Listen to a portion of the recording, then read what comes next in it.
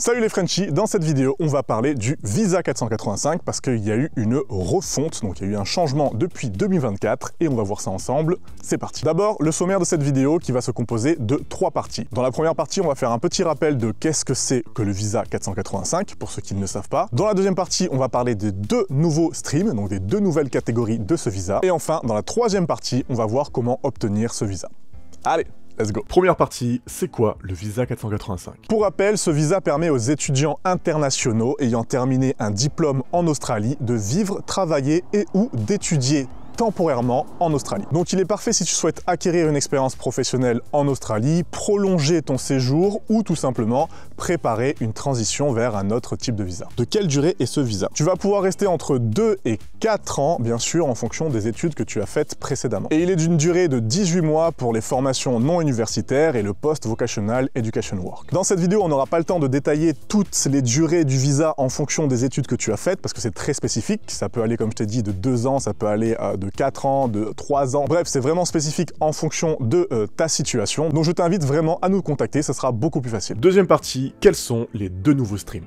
Alors oui, ça fait partie des changements qu'il y a eu depuis 2024. Fini les catégories un peu floues, maintenant tu as 2 streams. Le Post-Vocational Education Work. Celui-là, c'est pour les étudiants ayant complété un cours ou un package de cours, certificate et ou diplôme, dans un domaine recherché par le gouvernement australien. Donc un métier technique apparaissant sur la skill list. Deuxième stream, Post-Higher Education Work. Lui, c'est pour les étudiants ayant suivi une formation universitaire, licence, master, doctorat. Et c'est là que je t'invite encore une fois à nous contacter parce que en fonction des études que tu as faites, ben, ça va changer, il y aura pas mal de spécificités, donc du coup, contacte-nous, ça sera encore une fois beaucoup plus simple. Troisième partie, comment obtenir ce visa? On va aborder 6 critères, comme ça, pour obtenir ce visa. Premier critère, l'âge. C'est là qu'il y a eu des changements parce que maintenant, il faut avoir 35 ans ou moins au moment de la demande. Il y a bien sûr des exceptions où tu peux aller jusqu'à 49 ans, mais c'est des exceptions, c'est très spécifique, il faut avoir un passeport de Hong Kong, enfin bref, je ne vais pas rentrer dans les détails, je te laisse nous contacter si tu penses être dans ces petites spécificités.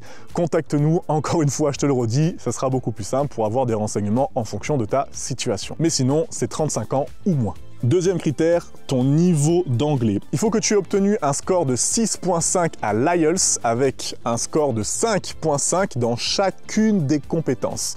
Donc oui, le niveau d'anglais demandé est beaucoup plus élevé par rapport à avant, donc fais bien attention. Et petite précision très importante, prépare bien ton niveau d'anglais et les autres documents demandés au moment de ton visa, parce que sinon ça va être refusé, donc fais bien attention à ça. Troisième critère, l'assurance santé. Oui, ça n'a pas changé, donc je ne vais pas m'attarder longtemps dessus. Il te faut effectivement une assurance santé pour pouvoir obtenir ce visa. Quatrième critère, faire sa demande. Celui-là, très important, il va falloir que tu fasses ta demande dans les 6 mois après la fin de ton diplôme ou dans les 6 mois après l'expiration de ton visa étudiant.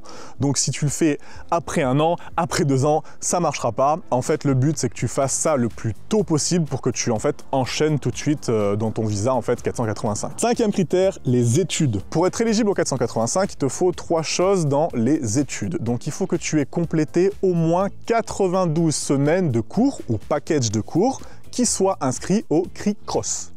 J'arrive pas trop à le prononcer. Le CRI-COS, donc ça c'est très important parce que du coup, ces cours-là, il faut qu'ils soient bien sûr enseignés en anglais. Deuxième point, il faut avoir passé au moins 16 mois en Australie pour ces études. Et le troisième point, il faut avoir bien sûr étudié en présentiel. Avant, c'était pas le cas parce qu'il y avait le Covid, donc du coup, tu pouvais peut-être étudier à distance. Bref, oublie ce que je viens de dire. Maintenant, c'est études en présentiel obligatoire. Dernière information, tu ne peux plus faire de rebond vers un visa étudiant. C'est-à-dire qu'avant, et c'est pour éviter ça, on faisait par exemple un visa 485 et après on redemandait un visa étudiant pour pouvoir encore prolonger son séjour en Australie. Maintenant, c'est fini.